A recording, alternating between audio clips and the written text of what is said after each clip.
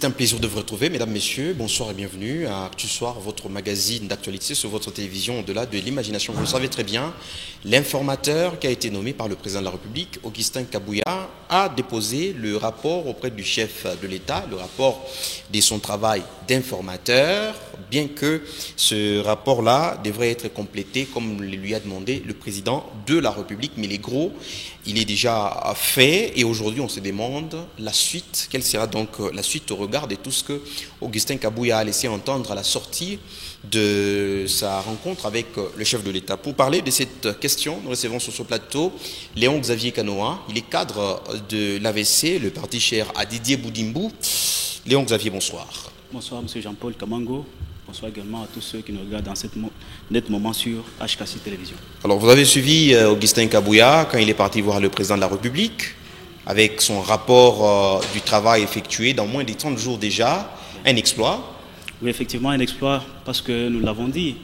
M. Augustin Kabouya, c'est une grande personnalité parce que d'après l'article 78 de la Constitution, un informateur, ça doit être une grande personnalité, quelqu'un qui connaît les sillages du monde politique.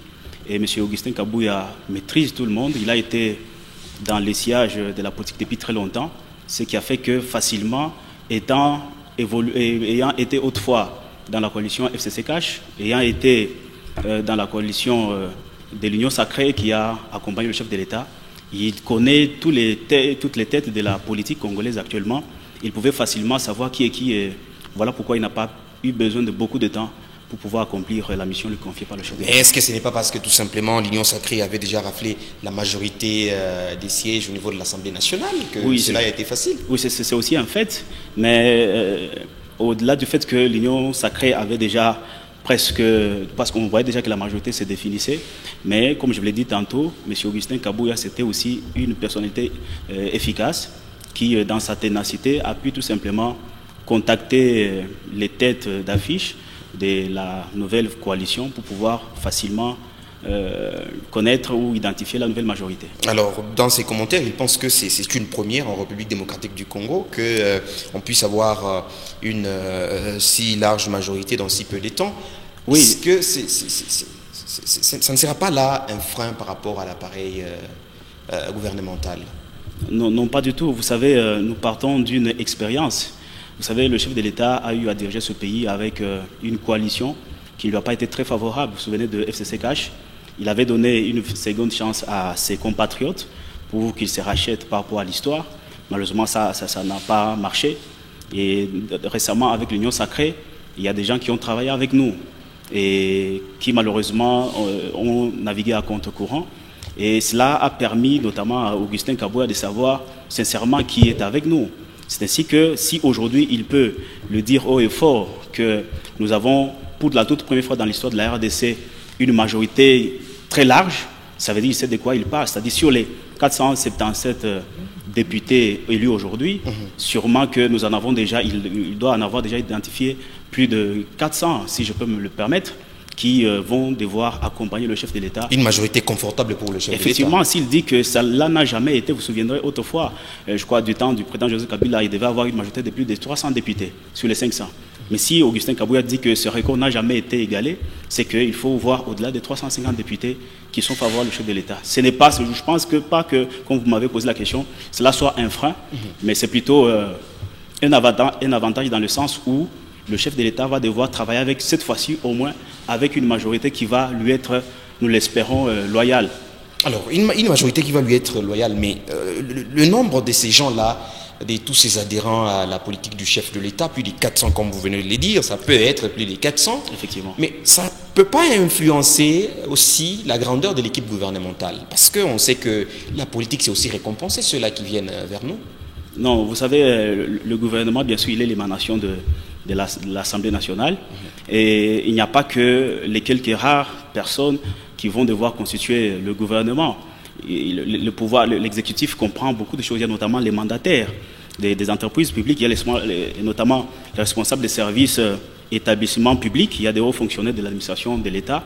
Toutes ces personnalités vont devoir ressortir de ceux-là, de ces partis politiques qui auront accompagné le chef de l'État et qui sont prêts à pouvoir le suivre et l'accompagner durant le quinquennat qui a déjà commencé. Vous êtes sans savoir que il n'y a pas longtemps que les mandataires ont été nommés par le président de la République. Ils n'ont pas encore, la majorité n'ont pas encore 2 ans, peut-être à peine 2 ans. Mais s'il faut espérer encore à ces nominations-là, des mandataires, les responsables des établissements publics de l'État, ça ne sera pas aussi déstabiliser l'administration nationale? Non, non, pas du tout. Et au fait, nous sommes S'il faut récompenser tout le temps, bon, enfin, les choses changent, on récompense, ça sera vraiment déstabiliser les choses? Non, pas du tout, monsieur Jean-Paul. Ce n'est pas le chef de l'État qui va devoir inventer la roue. Ce sont des principes démocratiques qui sont établis. Nous avons choisi d'appliquer la démocratie, ainsi nous devons respecter ce qu'elle exige. C'est qu'il y a une coalition qui a accompagné le chef de l'État durant le premier quinquennat avec l'Union sacrée. Maintenant qu'il y a eu élection, une nouvelle majorité est en train d'être identifiée par l'informateur. Je crois que c'est à partir de cette nouvelle majorité qu'il va falloir notamment se partager ce qui va être comme responsabilité. Mais est-ce que, oui, vous pouvez y aller? Oui, oui, je voulais simplement dire que ceux qui ont été nommés récemment, ils doivent que tirer conséquence du fait que nous sommes arrivés à la fin du quinquennat. Si le premier d'entre eux tous dans l'exécutif, le Premier ministre Sama Lukonde, a pu jeter le tablier parce que la loi lui exige, je crois que c'est pour cela qu'il est en train d'assurer les affaires courantes. Alors quand les autres ministres vont suivre le pas, je crois que les autres fonctionnaires de l'État doivent comprendre que devant l'évidence, on ne peut que s'incliner.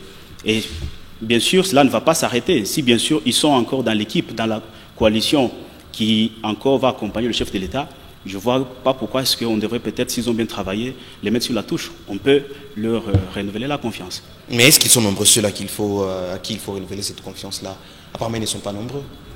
Bon, cela dépend du pouvoir discrétionnaire du chef de l'État, parce que lui, il va devoir nommer le Premier ministre, d'après le rapport qui va lui être déposé par l'informateur, et ça sera au Premier ministre de lui faire des propositions pour qu'il nomme les autres membres du gouvernement.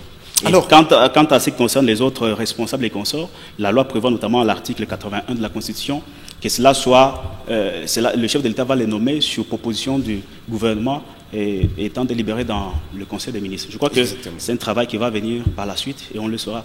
Alors, vous avez commencé par jeter des fleurs à Augustin Kabouya, mais on a comme l'impression que le travail n'était pas fini. Le président de la République lui-même lui demande de revenir encore, de rentrer encore, compléter le travail qu'il a fait. Apparemment, il ne savait pas ce qu'il fallait faire. Ou... Non, pas du tout. On est plutôt dans la légalité. Et vous savez, la constitution de notre pays... C'est la première fois qu'on voit, en tout cas, l'informateur être renvoyé encore pour aller terminer les... Mais cette fois-là, avec quelle mission? Voyez-vous, si vous lisez le communiqué du CAB du chef de l'État qui annonce cette nouvelle, il précise bien que la seconde mission spéciale confiée à monsieur l'informateur, c'est celle de constituer des éléments structurants qui faciliteront la composition du nouveau gouvernement. Vous savez, la Constitution prévoit même que l'informateur, cela n'est pas exclu, puisse également être converti en formateur du gouvernement. Alors si, par exemple, M. Augustin Kabouya a pu identifier, parce qu'il a lancé les invitations aux partis politiques qui ont eu au moins un député national à l'Assemblée nationale, si au-delà de cette mission, le chef de l'État lui renouvelle la confiance, il trouve que c'est la personne qui peut également constituer au fait des structures qui vont devoir placer le chemin, baliser le chemin pour le nouveau gouvernement qui va venir. Je trouve que c'est plutôt une marque de confiance qu'il a de la part du chef de l'État. Parce que cette mission revient normalement au formateur du gouvernement. Donc ne soyez pas peut-être étonnés que demain, monsieur l'informateur soit converti, plutôt l'informateur soit converti en formateur du gouvernement, c'est-à-dire en Premier ministre. Et vous espérez vraiment ça? Ça peut être possible parce que la loi le prévoit. Mais nous croyons que le chef de l'État, c'est lui qui a le dernier mot après le rapport qu'on va lui déposer. Souvenez-vous, à l'époque, l'actuel président du Sénat, le président Bassirou Lukwebo, avait été nommé informateur. Tout le monde le prévoyait déjà Premier ministre. Mais le chef de l'État de l'époque avait pris une décision qui avait surpris tout le monde. Donc c'est fort possible que M. Kabouya soit remercié pour le travail qu'il a battu en tant qu'informateur et que le chef de l'État en nomme un autre, et puis d'autres, c'est-à-dire un nouveau chef de gouvernement, Premier ministre. Mais c'est aussi possible qu'ils lui disent, sur base de ce que tu as fait, grâce notamment à ta maîtrise de la situation politique du pays, je peux te confier la formation du gouvernement. Vous voyez vraiment Augustin Kabouya tenir comme formateur ou alors répondre aux critères? C'est une personnalité de grande envergure dans ce pays, dont la carrure politique n'est plus à démontrer. Je pense que si le chef de l'État trouve qu'il peut le faire, en tout cas, nous ne voyons pas de mal à cela. Alors vous ne voyez pas la géopolitique peut-être qui pourrait intervenir, ceux-là qui pensent que la primature cette fois-ci elle devrait revenir au Grand Équateur. On est en train de citer Jules Alinguete et consorts. Et vous voyez Augustin Kabouya vraiment prendre la primature, comme ça on conserve la primature sur l'espace Grand Kasaï. Merci beaucoup d'avoir relevé cet élément de la géopolitique. Je crois que l'informateur lui-même l'a dit. Entre autres tâches qui lui sont confiées par le chef de l'État, c'est notamment répartir cette structure de la future coalition gouvernementale en tenant compte des éléments géopolitiques. Et ainsi donc, il n'est pas dit par exemple que ce n'est pas une page de l'évangile qu'on dise que le futur Premier ministre, comme le précédent était du Grand Katanga, le prochain devra être du Grand Équateur. Mais je crois que comme la loi le dit, c'est sur base de tous les éléments que l'informateur va présenter au chef de l'État. Dans son pouvoir discrétionnaire, il va choisir. Mais il n'y a pas que le Grand Équateur. Vous n'avez pas évoqué le Congo central, où le chef de l'État a été élu à un très grand pourcentage. C'est là notamment grâce aux efforts de l'autorité morale de mon parti. Je cite son Excellence Didier Boudi Moutubanga, qui a été le maillot jaune dans le Congo central. Et vous espérez que si on prenait quelqu'un dans le Congo central, dans le Grand Bandundu, on pourra prendre Didier Boudimbo, vous pensez?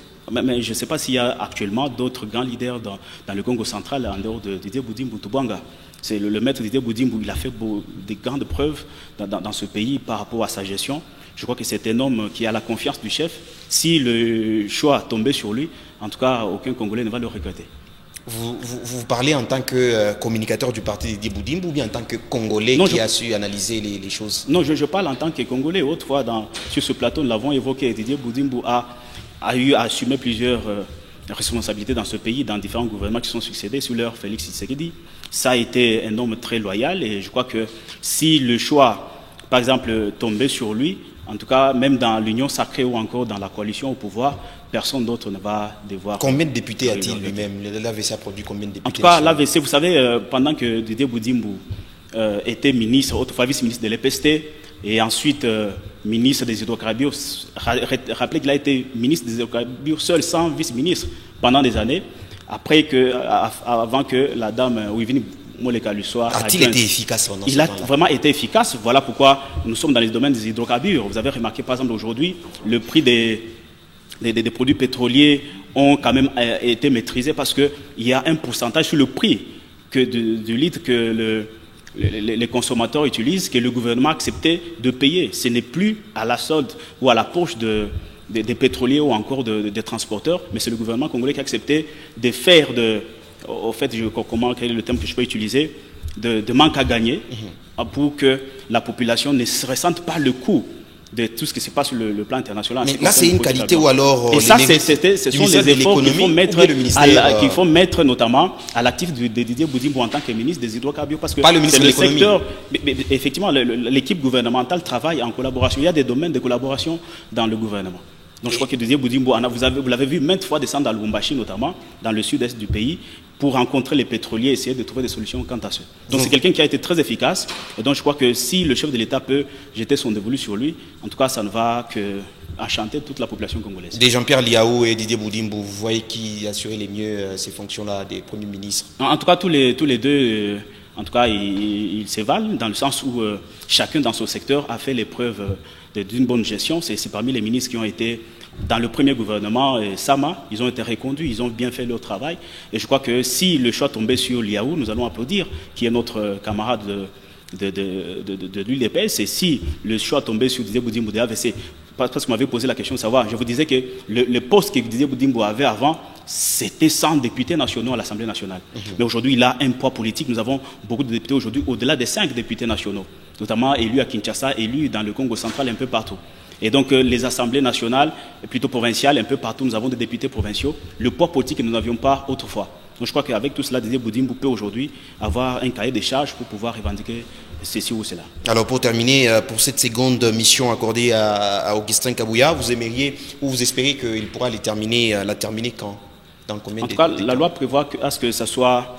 au fait, la mission soit de 30 jours, qui peut être renouvelée une fois. Il n'a pas atteint les 30 jours. Voilà, il a été nommé le 27, et déjà le 7, et puis le 27, il a donné son rapport. Je crois que dans un délai très très bref, il va devoir rendre son rapport et le chef de l'État va nommer le Premier ministre pour que directement l'équipe gouvernementale soit formée et que la population trouve des gens qui vont travailler pour son intérêt. Merci à vous, Léon Xavier Cano, d'avoir répondu à nos questions. Merci beaucoup, M. Jean-Paul, et merci également à tous ceux qui nous suivent. Merci à vous aussi, mesdames, messieurs, de nous avoir suivis. Par ici prend fin ce numéro d'Actu sur votre télévision. On se retrouve très très prochainement. À très vite.